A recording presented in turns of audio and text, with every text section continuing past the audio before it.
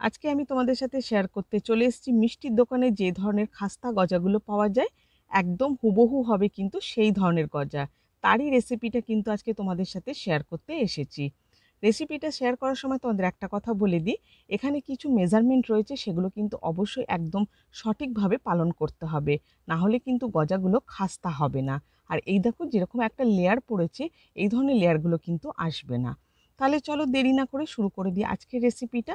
এই গজার রেসিপিটা কি কি লাগছে উপকরণগুলো চলো দেখে নিই। গজা বানাবার জন্য আমি এখানে নিয়ে নিচ্ছি 2 কাপ মতো ময়দা।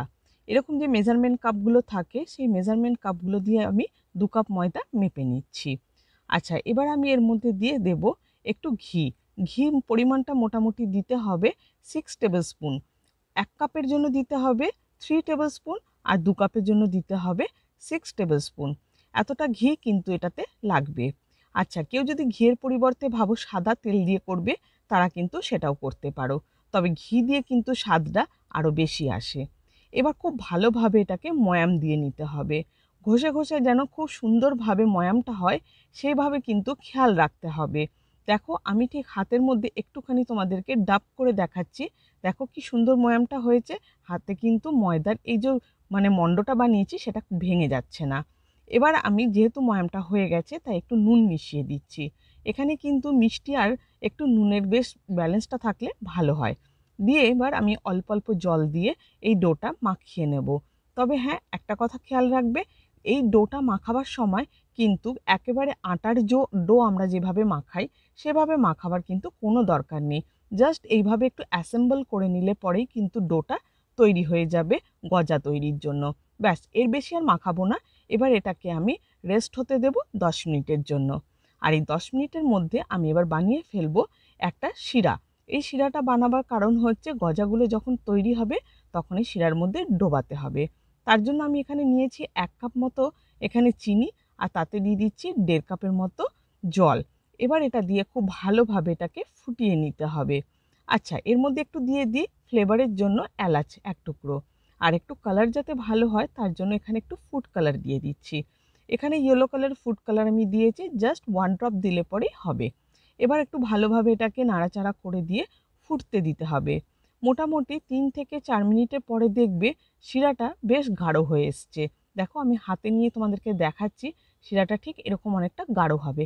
খুব বেশি গাঢ় করা যাবে না, কারণ ঠান্ডা হলে শিরা অটোমেটিকই আরও বেশি গাঢ় হয়ে যায়। শিরাটা রেডি হয়ে গেছে।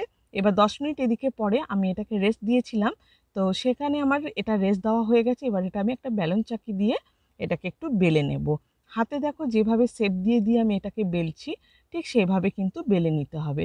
এবার যে প্রসেসটা হচ্ছে সেটা হচ্ছে এইভাবে কেটে আমি এটা 4 টুকরো করছি, করে একটার উপরে একটাকে এইভাবে বসিয়ে দিচ্ছি যাতে করে লেয়ারটা খুব ভালোভাবে আসে গজাতে।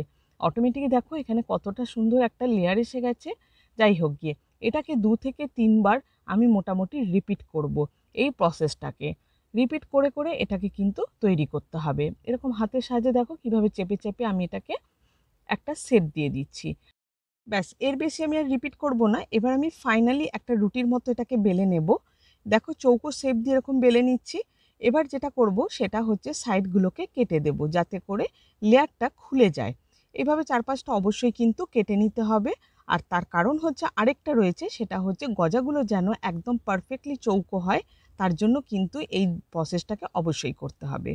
এবার ছুরি দিয়ে এটাকে ছোট ছোট টুকরো আকারে আমি দেখো যেরকমভাবে করে নিচ্ছি সেভাবে কেটে নিতে হবে। আর কত সুন্দর এসছে দেখো শেপগুলো। একটাও কিন্তু দেখতে কিন্তু বাজে লাগছে না, সবকটা কিন্তু সুন্দর দোকানে যেরকম পাওয়া যায় ওইভাবে দেখতে লাগছে। এবার যেটা করছি দেখো এরকমভাবে মুড়ে দিচ্ছি। তার কারণটা হচ্ছে, যদি ভাবো কেউ যে লেয়ারটা যাতে না খোলে, সেক্ষেত্রে তারা কিন্তু এইভাবে চেপে চেপে সাইডগুলো দিলে পরে আর লেয়ার খুলে আসবে না। চলো তোমাদেরকে একটা আমি কাছ থেকে একটু দেখিয়ে দিচ্ছি। দেখো এখনই দেখো কত সুন্দর লেয়ারটা এসছে। এবার আমি অন্যদিকে এখানে গ্যাসের ওভেনে তেলটা গরম হতে বসিয়ে দিচ্ছি। কিন্তু তেলটা কিন্তু পুরোপুরি গরম করা যাবে না। কতটা গরম করবে, ঠিক এইরকম দেখো বুদবুদ উঠছে, ঠিক এই অবস্থাতেই কিন্তু তেলের মধ্যে গজাগুলোকে ছেড়ে দিতে হবে। মানে তেলটা জাস্ট একটু গরম হবে সেই অবস্থাতেই গজাগুলোকে ছাড়তে হবে। আর এই সময় গ্যাসের ফ্লেমটাকে রাখতে হবে কিন্তু লো টু মিডিয়াম। এবার এগুলোকে কিন্তু আর নাড়াচাড়া করা যাবে না। এগুলোকে 3 থেকে 4 মিনিট এইভাবেই আমি রেখে দেব। লো টু মিডিয়াম ফ্লেমে। এবার আমি ৩ থেকে ৪ মিনিট পরে তোমাদেরকে দেখাচ্ছি। দেখো গজাগুলো কিন্তু ফুলে পুরো ডাবল হয়ে গেছে। এবার আমি যেটা করব সেটা হচ্ছে অন্য পিঠটা এবার পাল্টে দিচ্ছি, যাতে করে অন্য পিঠটাও ভালোভাবে কুক হয়ে যায়। এখানে তবে বেশি সময় লাগবে না, ১ থেকে ২ মিনিট কিন্তু কুক করলে পরেই কিন্তু গজাগুলো ভালোভাবে কুক হয়ে যাবে। যখন গজাগুলো খুব ভালোভাবে কুক হয়ে যাবে তখন কিন্তু গ্যাসের ফ্লেমটাকে একটু হাই করে দিতে হবে, দিয়ে সমস্তটাকে ভালোভাবে লাল করে ভেজে তুলে নিতে হবে। দেখো যেরকম ভিডিওতে তোমরা দেখতে পাচ্ছ রংটা কত সুন্দর এসছে, লাল লাল হয়ে গেছে।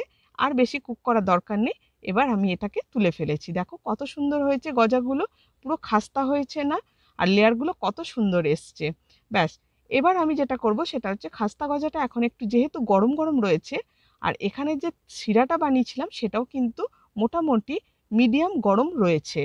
খুব বেশি শিরা কিন্তু গরম রাখা যাবে না, তাহলে গজাগুলো কিন্তু নরম হয়ে যাবে। সেক্ষেত্রে খেয়াল রাখতে হবে আমাদেরকে। তো এইবারে যখন হালকা গরম আছে সেই অবস্থাতে কিন্তু এগুলোকে ভালো করে ডিপ করে নিতে হবে। মোটামুটি ১ থেকে ২ মিনিট আমি মিষ্টি শিরার মধ্যে গজাগুলোকে ডিপ করে রেখেছিলাম। এবার আমি গজাগুলোকে এক এক করে প্লেটের মধ্যে তুলে ফেলছি। ব্যাস, আর কি, রেডি হয়ে গেল আমাদের মিষ্টি দোকানের মতো গজা। দেখো কতটা পারফেক্ট হয়েছে না গজাগুলো? আচ্ছা তোমাদেরকে চলো এবার আমি একটা ভেঙে দেখাচ্ছি। কত সুন্দর লেয়ার এসছে দেখো, জাস্ট হাতে দেওয়া মাত্রই কিন্তু ভেঙে যাচ্ছে। আর ভেতর দিকটা কতটা জুসি হয়েছে, ওপরটা হয়েছে ক্রাঞ্চি। দেখো কতটা সুন্দর হয়েছে, নরম একেবারে। আর লেয়ারগুলো কিন্তু প্রত্যেকটাই খুব ভালোভাবে বোঝা যাচ্ছে। চলো, আমাদের কিন্তু রেডি হয়ে গেল আজকের রেসিপি, মিষ্টি দোকানের মতো পারফেক্ট গজা। তোমাদের কেমন লাগলো রেসিপিটা সেটা কমেন্টে অবশ্যই জানাবে। রেসিপিটা দেখে ভালো লাগলে অবশ্যই একটা লাইক করে দিও। আচ্ছা, বাড়িতে কিন্তু বাচ্চাদের জন্য তোমরা অবশ্যই ট্রাই করো। ভালো লাগলে পরে বন্ধুদের মধ্যে প্রচুর শেয়ার করে রেখো।